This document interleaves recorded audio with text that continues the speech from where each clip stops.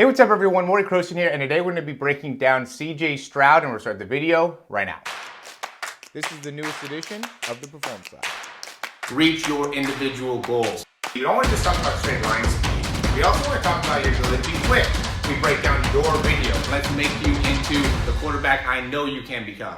All right, so this is going to be Stroud from his combine just a few days ago, and we're going to go in depth into just his very, very smooth release, very quick release, and very overall efficient utilization of his body. So we'll start by just looking at, I love the back view, as you guys know, because we're able to really see how he's able to shift his weight and key things that end up being important when it comes to sequencing and hip and shoulder disassociation, things like that. So first thing that we see here, he's throwing the slant, obviously, is how the ball ends up going. Right, so we can see the initial action as the ball is coming back. And notice, because I see this a lot, especially with younger quarterbacks or just quarterbacks that don't have very efficient mechanics, he's not pushing the ball away. He's not getting the ball away from his body. He's here, and from that position, he goes a little bit away right there, little tiny bit, but for the most part, he's going straight back. And then from there, now he's immediately getting that nose of the football around. And instead of getting around the football with the wrist and making it so the nose of the football is facing to the side or starting to face forward, I see a lot of guys who have the ball facing back or up or in a wide variety of different directions. So we can already see in this position, he's starting to get the wrist around, which ends up being critical. Now, here is where we see a bit of a dip in his wrist. Now we see the nose of the football coming up. So this is where he has that really great external rotation. Notice he's not getting the ball really far back behind the head. And also notice how much rotation he's getting in those hips. So at this position, he's creating a ton of rotation, keeping that front shoulder closed. And that really allows him to be able to get a nice controlled motion. It also makes it so when he gets into this position and the ball being not far back behind his head, more right behind the shoulder, makes it so now the motion is going to be very straight as the ball comes out. So that helps him getting the ball out of his hand very efficiently. Let's take a look at from a just time perspective how long it takes. Starts at 7:2, right? I'm just looking at this timestamp back here, and he's got the ball out of the hand by 0.02, right? So 0.3 seconds. That seems to be, especially for these underneath throws, what most guys are getting to. There's a time where I was like, it's got to be closer to 0.04 and, making a bit of a point to be able to get to there. But now it's like, if it takes you longer than 0.35, it's taking you too long. Again, look at how fast he gets to that nose of the football here, and then he gets to this position, and then from there it's coming right through. And this is what I talk about with the wrist flick. The wrist flick starts here.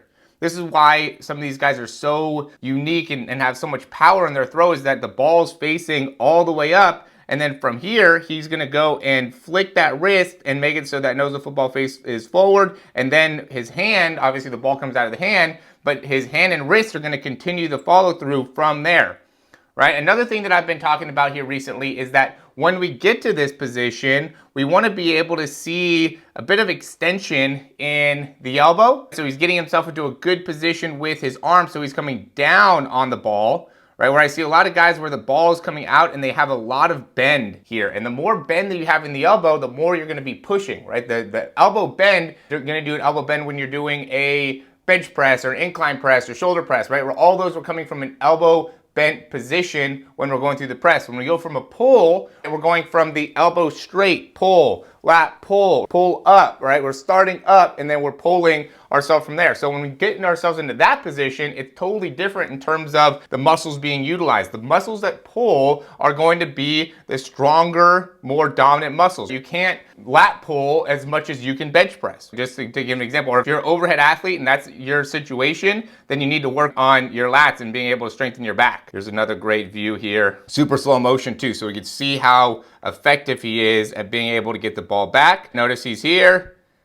He's getting the nose of football back, gets the nose of football straight up. This is where he gets that great external rotation. This is like what we see with Mahomes, what we see with Josh Allen, a lot of these top guys, is they get a lot of external rotation there, and then they're coming through, release, flick. And notice how when he flicks, he gets a lot of downward action here, just like we talked about before, where it's almost like a jump shot. And then from there, he's getting rotation. And then there's three different planes, right? So first he's getting frontal plane, so he's got that thumb down, and this is what we're talking about with like that fishing pole. And he's coming down here, and then now he's got that jump shot finish, and then he's got the rotation like what we see when you're throwing a football. It's the only really way to be able to replicate it. Now we'll see how it all transfers over when it comes to throwing the deep ball, right? Being able to get in a good control position. What always stands out to me when the guys are throwing the deep ball is just how well they're able to stay back. And how do they stay back? It's because they keep this bend in their spine. They keep the shoulder over this back foot. So then when you come through and you land, we could shift our weight forward into that front leg. A lot of times what I see when guys make mistakes is that what they do is as they're getting here is they take just a step, and some guys will even go and close themselves off with their feet and make it so they're not in a good position there. But most of the time they take this step and immediately shift all their weight forward. So then as they're going through the throw, you can see their heel off the ground.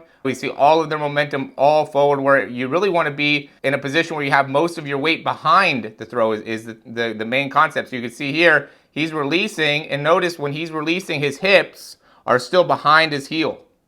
So the better we could do at being able to keep the hips behind the heel, the better you're going to be at being able to really maximize your throwing distance overall. So that's going to be a big concept, a very important concept to be able to fully understand, is how can we get more out of the ball. And again, most of that's going to be from better utilizing the lower body, and continuing to, from a rotational perspective, we need to rotate in those hips. Notice how his hips are leading here. Hips rotating, then the front shoulder, then the elbow, and then he releases, right? That's the sequence. And that's very, very important to be able to fully understand in order to maximize your throwing performance. So as always, guys, if you like the information, click that thumbs up down below, subscribe to the channel. If you have any questions, comments, or recommendations, you can leave those down below. Just trying to make this all very simple when it comes to quarterback mechanics. I want to try to make it so the message is as clear as possible. I think there's a lot of different opinions out there. There's a lot of people that are saying, you got to throw like this, you got to throw like that. And, there's just a lot of inconsistency in terms of the load, in terms of the weight shift, in terms of this. Should the toe be pointed at the target? Should the hip be pointed at the target?